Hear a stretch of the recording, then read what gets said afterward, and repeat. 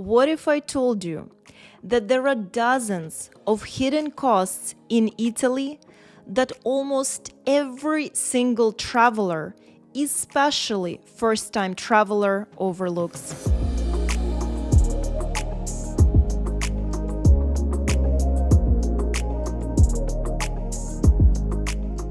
Fabulous people, welcome to the podcast for all the babes who create their own life trends. My name is Anastasia, and this podcast is all about inspiring you to relentlessly pursue your biggest dreams and live your most authentic, abundant life. When travelers start planning their dream trip to Italy, they usually think about flights, accommodations, transportation, tours, dining expenses. But what if I told you that there are dozens of hidden costs in Italy that almost every single traveler, especially first-time traveler, overlooks? As the owner of a travel agency based in Italy, I've seen how small, often overlooked details like city taxes at hotels, reserved seat fees on trains, or restaurant charges such as the famous Coperto can quietly add up to hundreds of euros over the course of a trip without travelers even realizing it.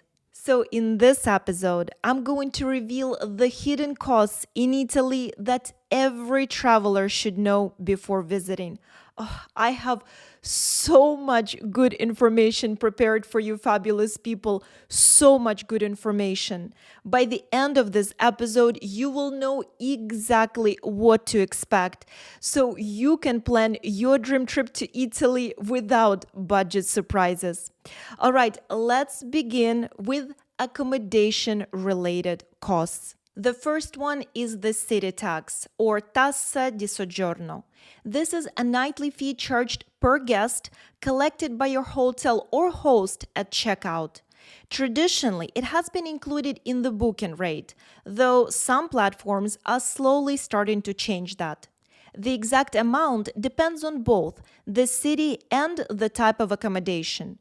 In Rome, for example, it ranges from 3 to 10 euros per person per night, depending on the hotel category. While in Florence, it's usually between 4 and 8 euros. Some cities cap the number of nights you'll be charged, and many exempt young children. But even so, for a couple spending a week in mid-range or high-end hotel, this fee can easily add up 100 euros or more to the final bill. Nowadays, a lot of 4- and 5-star hotels are starting to add Tassa di Soggiorno to your total bill when you pay online. But at the same time, there is still a lot of properties that ask you to pay Tassa di Soggiorno during the checkout.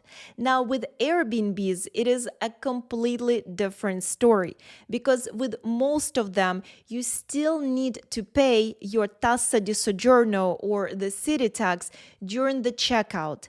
And a lot of times they ask you to pay it in cash. So make sure to have some cash on you just in case. And a lot of times when the check-in and check-out is automatic, they just ask you to leave cash on the table or somewhere in the apartment before you leave. Next are Airbnb and villa cleaning fees. When you book a villa or high-end Airbnb, don't be surprised if the cleaning fee adds up to hundreds of euros on top of the nightly rate. This is how hosts cover deep cleaning, laundry, and preparing the property for the next guests. And in most luxury rentals, if you want fresh towels, a change of linens, or additional housekeeping, which is absolutely normal, especially if you're staying somewhere for 3, 4, or 5 days, then a lot of times these extra services come with an extra fee. So, if you are organizing a trip to Italy by yourself, definitely find out what is included in your quote. If Tassa di Soggiorno or a city tax is included, if all the cleaning fees are included, make sure that you know everything prior to committing. Now, let's talk about transportation in Italy. And this is when things can get really tricky. There are a lot of hidden charges and tricks that can catch off guard even the most experienced traveler. Number one is reserved seat fees on high speed trains. When you book tickets with Trenitalia or Italo, the system will ask you if you'd like to choose your seats. Many travelers, especially first timers, end up paying extra thinking it's necessary. But in reality, the system automatically assigns seats together, unless you're booking very last minute. So there is usually no need to pay this extra fee. But because it is placed as an option up front, a lot of travelers worry that if they don't select this option, then they will end up not sitting together. And it is simply not the case. So you don't have to select your seats and pay extra. The system will always automatically make sure that you will sit together, unless, like I mentioned earlier, you're booking the very last minute and you will not be able to select seats right next to each other. The system will just give you the seats where they're still available. And that's why, fabulous people, I will never stop repeating. Make sure that you're booking everything for Italy far in advance, including transportation and including your train tickets. So you don't have to deal with these last minute situations because, of course, they're very unpleasant, especially when you're traveling by train and you want to sit together and you want to enjoy the ride. You definitely need to book those train tickets in advance, especially during the peak season and especially for popular routes. All right, now let's move on to flying. Now, if instead you decide to fly in Italy or between different countries in Europe, just be prepared that most of the time your options will be limited to budget airlines like Ryanair. And there is nothing in particular wrong with Ryanair except for the fact that you will be paying for everything: your luggage, your carry-ons, boarding, seating, breathing. I mean, the list just goes on. So you have to be prepared for that. And a lot of times, as I mentioned earlier, budget airlines is the only option that you have for a direct flight. For example, from Rome to south of France. If you want to just have a direct flight, you have to take Ryanair most of the time. Otherwise, you would have to fly from Rome to Paris and then from Paris fly to south of France. So if you want a non-stop flight, most of the time your only option is Ryanair. And what is so interesting, when you fly with Ryanair, a lot of times you have to weigh your own luggage. But that's not the interesting part. The interesting part is that last time Pierre and I were flying from Fiumicino Airport to south of France, the supervisor of Ryanair Airways was walking around and literally telling everyone, if your luggage is overweight, take things out of your luggage, weigh it, get a tag, put it on your luggage, and then put things back inside your luggage. Yes, guys. The supervisor of Ryanair Airways was literally telling people how to go about if their luggage is overweight. I know it sounds crazy, especially if you're traveling from the US, but at this point, even people who work for Ryanair Airways are sick of their rules. But of course, this does not happen at every airport and with every supervisor. So just make sure you are aware of it, because budget airlines, of course, they charge tons for everything extra. You need to be prepared for it. And the weight allowance, I'm sure of that, will be quite different for your luggage from the US to any country in Europe, be it Italy, France, Greece, etc. And if you're traveling by Ryanair from, let's say, Italy to France or Italy to Greece or anywhere in Italy, so you have to take all these things into consideration. Now let's talk about taxis and transfers. In cities like Rome or Naples, taxis sometimes operate with flexible pricing. There are officially fixed fares from the airports to the city center, but not every driver follows them. Some might add charges for bags or claim the fare only covers up to the city walls. So to avoid overpaying, always check the official rate. It's clearly posted at the taxi stands and printed on the side of the taxi.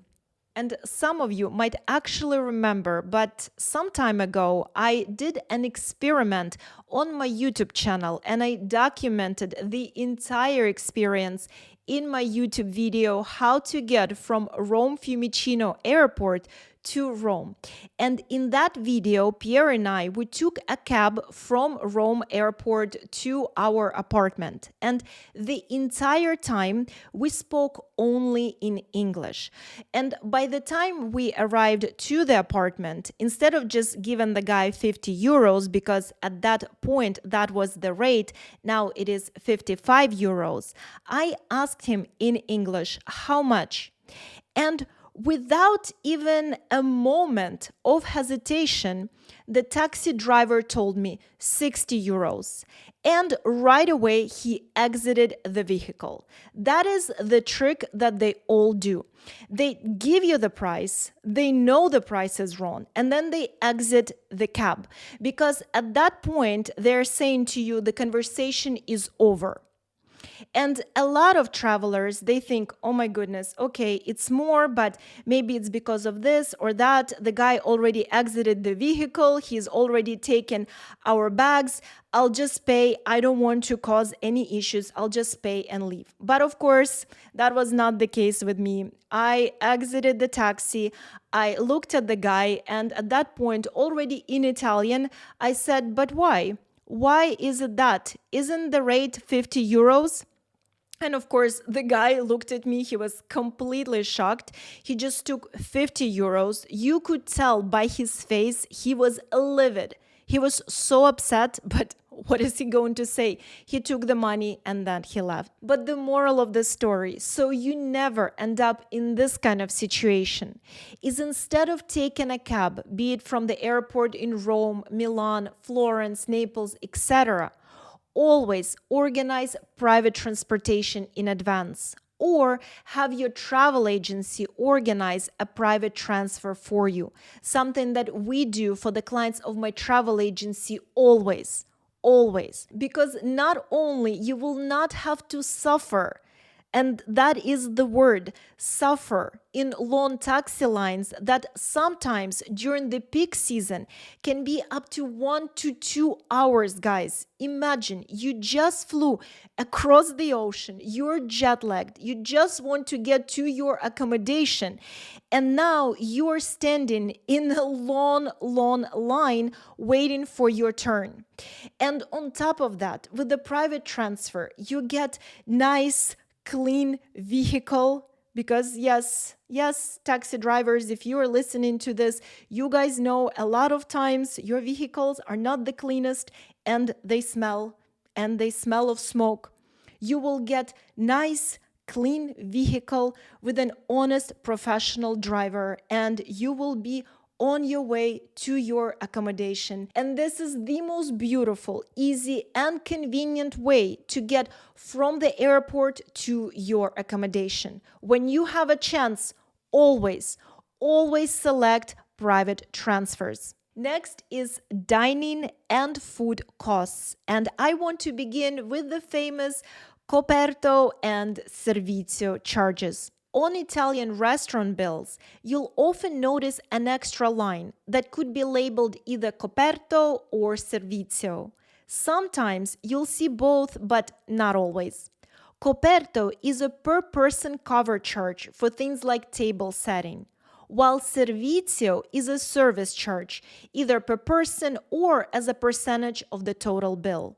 Both are perfectly normal and locals pay them too, as long as they're listed on the menu. Now, Servizio acts more like a tip. So if at the end of the night they bring you the bill and you see Servizio on it as one of the lines, then you definitely don't need to leave a tip. For example, last weekend, Pierre and I went for brunch to one of our absolute favorite places for brunch in Rome. And at the end of the meal, we asked for the bill. And the hostess, which was very interesting, this is the first time that actually hostess brought a bill and not a waiter. Hostess brought a bill and she said, I hope you don't mind. We actually added 15% to your bill as a tip. But if you mind, then of course we can change the percentage. And this was honestly the first time we've ever experienced something like this at that particular restaurant. And we've been going to that place for years. So, of course, we said, no, it's okay. You can go ahead and charge 15%. But yes, guys, it just was something that we personally didn't expect. And I see that even in Italy, the way tips are presented, the way service charges presented, it is changing, and I'm sure it will evolve, of course. And of course, I will keep you updated and posted always on the latest changes. But even the tipping culture in Italy is definitely slowly changing. And I think a lot of times, of course, it gets influenced by the US and the way things are done in the US. And because Italy is so popular among Americans, of course, they're now slowly starting to adjust, be it a high-end restaurant or trattoria, but I see it more and more often. And not only in the restaurants, but of course with transportation and tours, activities, etc. Now in Italy, more and more people are expecting a tip. Now let's talk about water, and in particular, water at Italian restaurants. Now, some of you might know this already, some of you might not know this, but in Italy, there is no such concept as tap water. If you ask your waiter in Italy for water, you usually have three options. Most of the time two, but sometimes you have three. Number one is, of course, still water, which is naturale.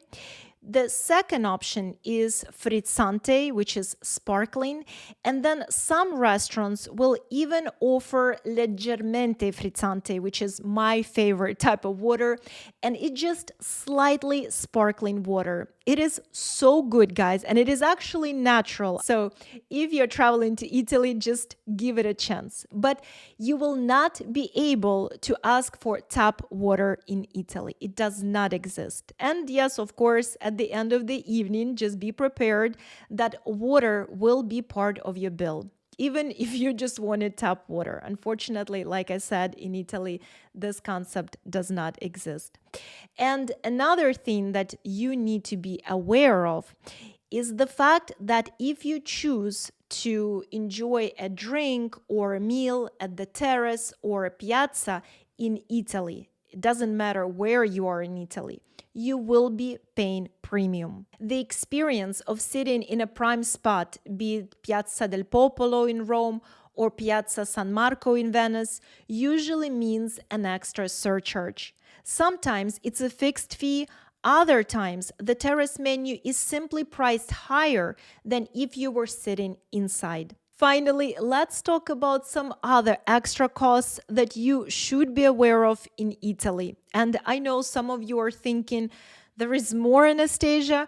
Yes, fabulous people, there is more. Number one, museums with guided entry only. Some cultural treasures in Italy, like Rome's Domus Aurea or the catacombs, can only be visited with a guided tour, which makes the cost higher than a standard ticket. These visits are absolutely worthwhile, but many travelers are surprised to find that a simple admission ticket isn't even an option.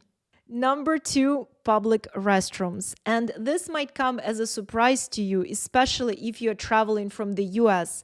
But in Italy and a lot of European countries, you have to pay to use a public restroom. So make sure to always have a few euros on you just in case. But as I always recommend, make sure that if you're at your hotel or you're passing by a hotel or you're at a cafe or restaurant, definitely take advantage of their bathroom. That is way easier way to go about it. Also, a lot of shopping centers, they have free public bathrooms. So you have a lot of options, of course, besides public restrooms. But if you decide to use a public restroom, then just be aware that there is a fee for doing that. Next, let's talk about ATM withdrawal fees. International withdrawals often come with two fees: a local charge from the ATM itself and another fee from your home bank. To minimize this, I recommend two things. First, always withdraw from ATMs at major banks rather than standalone machines or those at airports and train stations. Those tend to have the highest fees and the worst exchange rates. Second, check with your bank prior to leaving for Italy. There are actually certain account types with different banks that will reimburse you for international ATM fees. This is ex-banker in me talking. Now, let's talk about currency exchange markups. One thing I always tell travelers: never exchange money at airport kiosks or tourist exchange counters.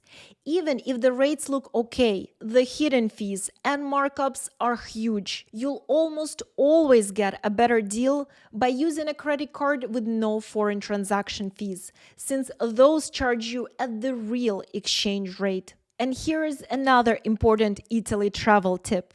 A lot of times in Italy or in Europe in general, when you're paying at a restaurant or at the store, a lot of times the machine is going to ask you if you would like to pay in local currency, which is euros, or your home currency, which a lot of times it's dollars. Always, always, always choose local currency. Now, I know some of you might be thinking, Anastasia, what about tipping in Italy? Tell me how to tip in Italy. Give me a breakdown. I have no idea. There is so much information on the internet, and a lot of it is contradictive.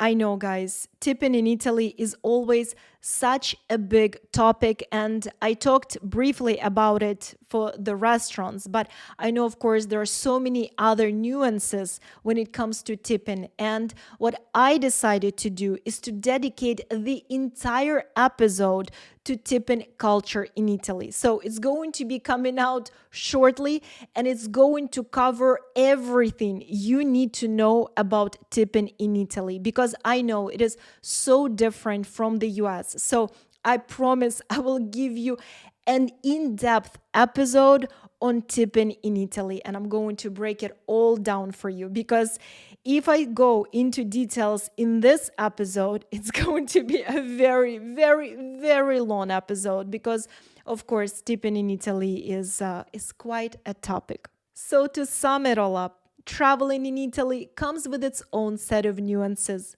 and some of them involve costs that aren't always obvious at first.